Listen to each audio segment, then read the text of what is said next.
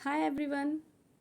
आज हम बात करेंगे Bandura's theory, that is social learning theory and social cognitive theory. ये दोनों थ्योरी बंडूरास ने दी थी और आज हम इस पर बात करने वाले हैं कि उन्होंने ये इस थ्योरी में क्या कहा था, उनका क्या मानना था, किस तरह वो बाकी बिहेवियरिस्ट से डिफरेंट थे, उन्होंने कौन सा एक्सपेरिमेंट किया था और क्या क्या उन्होंने कॉन्सेप्ट दिए थे। तो आज हम कुछ टॉपिक पढ़ेंगे like social learning theory, social cognitive theory, reciprocal determinism, four principles, bobo doll experiment, self efficacy and vicarious learning. जैसा कि हम जानते हैं कि स्किनर जो कि बिहेवियरिस्ट थे, उन्होंने बात की थी, या बाकी जो बिहेवियरिस्ट थे वो बात करते थे कंडीशनिंग की, रीइंफोर्समेंट की, पनिशमेंट की, कि बच्चा जो है, इंसान जो है, वो इन सभी चीज़ों से सीखता है, रेनफोर्समेंट से, पनिशमेंट से, कंडीशनिंग से। लेकिन बंडूरा इन लोगों से किस तरह लगते हैं, उन्होंने बात की कि नहीं, सिर्फ इंसान इन्हीं चीज़ों से नहीं सीखता है, रेनफोर्समेंट इज़ नॉट इनफ। वो सीखता है कि ऑब्जर्व करके, है ना, देख कर सीखता है। जो उसके आसपास की चीज़ें हैं, जो लोग कर रहे हैं, वो उनको देख कर सीखता है, इमिटेट करके सीखता है। इमिटेट मतलब नकल करके सीखता है, कॉपी करके सीखता है, मॉडलिंग के थ्रू सीखता है। मॉडलिंग मीन्स मॉडल वो लोग होते हैं जिनको वो देखकर सीखता है, वो चाहे उसके भाई बहन हो, माँ बाप हों, उसके पड़ोसी हों, दोस्त हों, रिश्तेदार हों, वो क्या होगा, उनको हम मॉडल्स कहते हैं। तो बच्चा पहले ऑब्जर्व करता है अपने आसपास के जो मॉडल्स होते हैं उन लोगों को, दैन वो इमिटेट करता है, कॉपी करता है, और इस तरह उसकी लर्निंग होती है। तो बंदूरा किस तरह डिफरेंट है बाकी बिहेवियरिस्ट से, उन्होंने बात की थी इमिटेशन की, है ना, कॉपी करने की, नकल करने की, कि बच्चा जो है वो ऑब्जर्व करके और इमिटेशन करके, ऑब्जर्वेशन के बाद इमिटेशन करके सीखता है। फिर उसके बाद उन्होंने एक एलिमेंट और जोड़ दिया था 1986 में, दैट इज़ कॉग्निटिविज्म, है ना। उन्होंने कॉग्निशन को इम्पोर्टेंस दी थी, कहा था कि इंसान का जो ब्रेन है वो भी बहुत इंपॉर्टेंट रोल प्ले करता है। फिर हम बात करेंगे रेसिप्रोकल डिटर्मिनिज्म की। रेसिप्रोकल डिटर्मिनिज्म होता है, इसमें 3 फैक्टर्स होते हैं, वो किस तरह इंटरडिपेंडेंट है और किस तरह इंसान के खुद के पर्सनल फैक्टर्स, उसका बिहेवियर और एनवायरनमेंट रोल प्ले करता है, हम उसके बारे में बात करेंगे। दैन हम 4 प्रिंसिपल्स की बात करेंगे कि एक लर्निंग के लिए क्या 4 चीज़ें हैं जो इंपॉर्टेंट हैं, जो बहुत ज़रूरी हैं। दैन हम बात करेंगे बोबो डॉल एक्सपेरिमेंट की, जो बंदूरा ने किया था, और आपने इस बात को कहा था कि बच्चा जो है वो इमिटेशन करके सीखता है।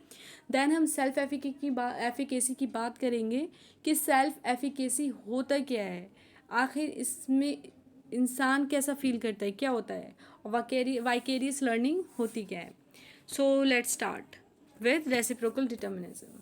देखो, रेसिप्रोकल डिटर्मिनिज्म ये एक सेंट्रल कॉन्सेप्ट है अल्बर्ट बंडूरा का, सोशल लर्निंग थ्योरी का। इसको ट्राइडिक रेसिप्रोकैलिटी भी कहते हैं।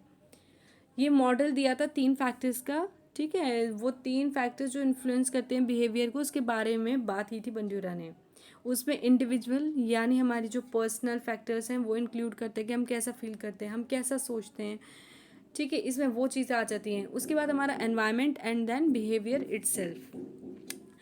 According to Bandura, not only does the environment influence a person's thinking, but their subsequent behavior influences their environment. यहाँ बात की गई रेसिप्रोकल की, कि यहाँ हमारा जो एनवायरनमेंट है, हमारे आसपास का जो माहौल है, वो इंसान के बिहेवियर को, बर्ताव को ही नहीं इन्फ्लुएंस करता है, बल्कि खुद इंसान का बर्ताव भी आसपास के माहौल को इन्फ्लुएंस करता है। ये दोनों चीज़ें क्या है, रेसिप्रोकल है। Individuals are neither powerless objects controlled by environmental forces nor entirely free agents who can do whatever they choose. यहाँ बंडूरा ने कहा है कि ना तो हो इंसान जो है वो एक पावरलेस चीज़ है, ठीक है, वो ताकत रखता है कि उसको एनवायरमेंटल फोर्सेस कंट्रोल कर ले, ना ही वो इतना ज़्यादा है कि जो वो मन चाहे मर्जी वो कर सकता है। तो इंसान के खुद के एक्शंस और एनवायरनमेंट दोनों ही एक दूसरे पर डिपेंड करते हैं, दे आर इंटरडिपेंडेंट। यहाँ आप एक डायग्राम देख सकते हैं, ये रेसिप्रोकल डिटर्मिनिज्म की जो मैं बात कर रही हूँ उससे रिलेटेड है। मैंने यहाँ 3 आपको फैक्टर्स बताए थे, these are personal factors, environmental factors and behaviour itself. देखो, इंसान की खुद की वैल्यूज़ क्या हैं, बिलीव्स क्या हैं, गोल्स क्या हैं, self efficacy, expectation, attribution, thinking, feelings, ये सब क्या है, पर्सनल फैक्टर्स हैं। देन एनवायरमेंटल फैक्टर में आ जाता है रीइंफोर्समेंट, इंस्ट्रक्शन, फीडबैक कैसा है, दूसरों का बिहेवियर कैसा है, कंडीशन कैसी है। देन खुद का इंसान का बिहेवियर के एक्शन के चॉइसेस क्या है, वो लर्निंग उसने क्या सीखा, उसकी अचीवमेंट क्या है। मैं यहाँ पे एक एग्जाम्पल से आपको समझाना चाहती हूँ। फॉर एग्जाम्पल, एक स्टूडेंट है, वो क्लास में एंटर करता है for the first time, it's a first day, ठीक है। वो शाय है by nature, he is very shy. तो ये क्या हो गया, यहाँ हो गया उसका ये पर्सनल फैक्टर। देन वो जब क्लास में जाता है तो उसका एनवायरनमेंट कैसा है कि वहाँ पर उसको फ्रेंडली इन्वायरमेंट मिलता है, कि उसको वहाँ वो जाके चुपचाप पीछे बैठ जाता है, देखता है कि बाकी बच्चे आपस में बात कर रहे हैं, वो जाके चुपचाप बैठ जाता है। बट एक लड़का आता है and ask him to sit with him, उसको बोलता है आप मेरे साथ आओ, आगे बैठो। तो दैट इज़ इज एनवायरनमेंट, है ना, कि उसको एनवायरनमेंट है। अब उसका बिहेवियर कैसा होगा कि ही स्टार्टेड टॉकिंग, तो वो भी बात करना शुरू करेगा, थोड़ा थोड़ा दोस्ती करना स्टार्ट करेगा। तो यहाँ पर क्या हो रहा है कि हमारा एनवायरनमेंट को हमने भी इन्फ्लुएंस करा, और हमारे जो बिहेवियर है उसको एनवायरनमेंट ने भी इन्फ्लुएंस किया। हमने एनवायरनमेंट को किया, एनवायरनमेंट ने हमारे बिहेवियर को किया। तो ये तभी इस सभी तीनों फैक्टर्स पर हमारी बिहेवियर डिपेंड करता है, ठीक है। कभी एनवायरनमेंट का ज़्यादा असर होता है, कभी हमारे पर्सनल फैक्टर्स का ज़्यादा असर होता है। तो या फिर आप एक एग्जांपल दे सकते हैं कि अगर एक बच्चा है, उसको वो कोई गलती कर देता है या फिर वो बोलता नहीं क्लास में, ठीक है, because of lack of confidence, तो टीचर उसको डांट देता है। तो उसमें क्या होता है कि उसका एनवायरनमेंट जो आसपास का है वो भी शांत हो जाता है। तो यहाँ क्या हुआ कि हमारे बिहेवियर से हमारा एनवायरनमेंट उस पर इम्पैक्ट पड़ा है। तो अब हम आगे बात करते हैं। एनवायरनमेंट में क्या आता है, फिजिकल सराउंडिंग्स जितने भी स्टिमुलाई है, जैसे दूसरे लोग, दूसरी चीज़ें, इंडिविजुअल कैरेक्टरिस्टिक्स में हमारी पर्सनैलिटी, हमारी बिलीव्स, हमारे गोल्स, हमारे मूड्स, हमारी स्किल्स। देन बिहेवियर क्या होता है, वो एक्शन और वर्ड्स जो इंसान कहता है या करता है, दैट इज सिंपली बिहेवियर। फिर 4 प्रिंसिपल्स आते हैं। बंडूरा ने कहा कि लर्निंग के लिए ये चारों प्रिंसिपल इम्पॉर्टेंट हैं। खाली ऑब्जर्वेशन से कुछ नहीं होगा, इन्फोर्समेंट कंडीशनिंग से भी कुछ नहीं होगा।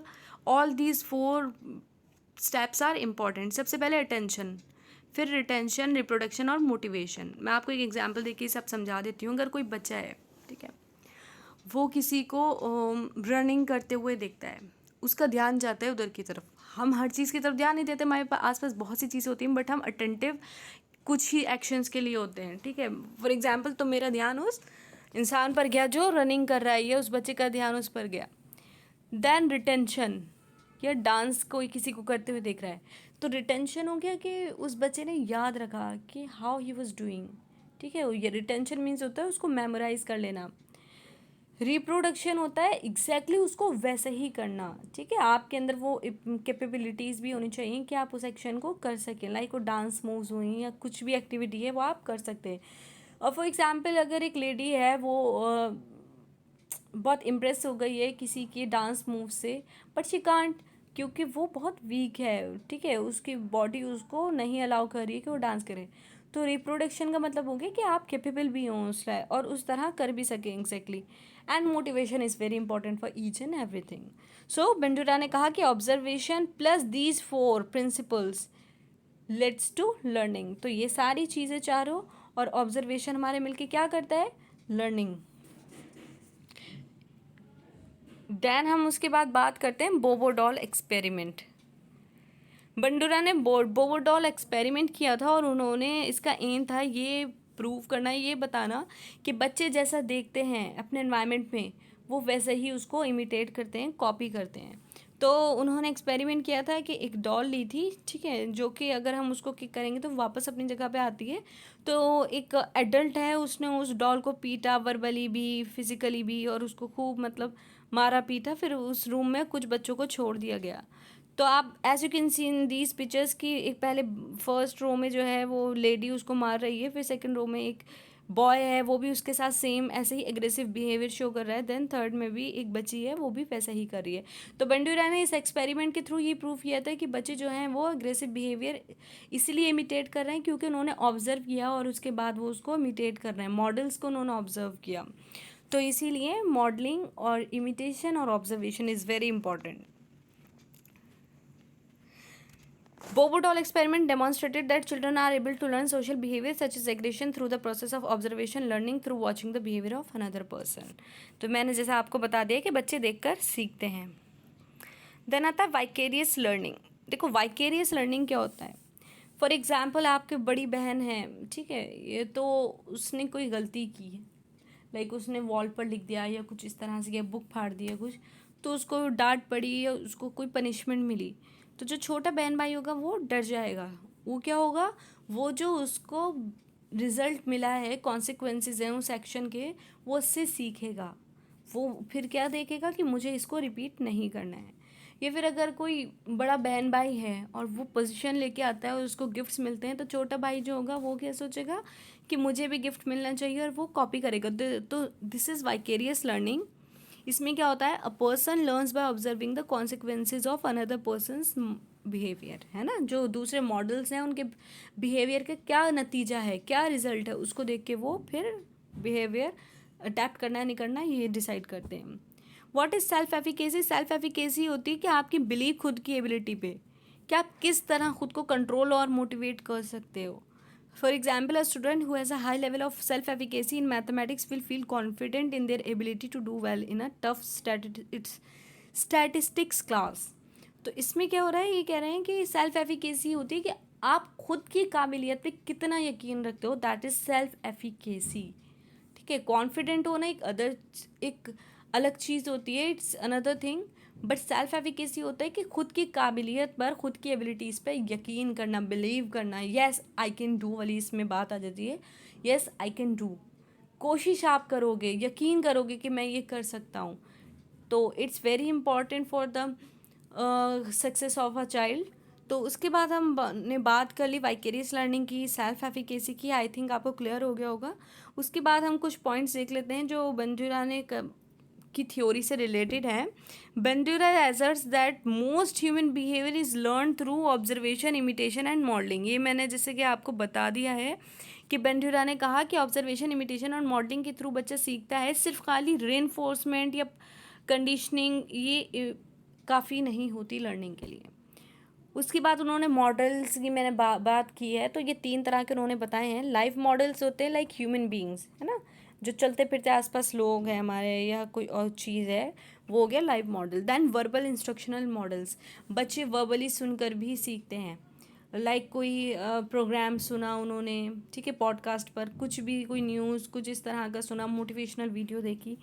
दैन सिम्बॉलिक मॉडल्स में होता है मीडिया, लाइक मूवीज़, पिक्चर्स, है ना, उनसे भी बच्चा सीखता है। कार्टून्स, या फिर कोई बुक में वो एक्शन देखता है कुछ करते हुए, कोई स्टोरी से। तो ये सब क्या है, आपके टाइप्स ऑफ मॉडल्स हैं।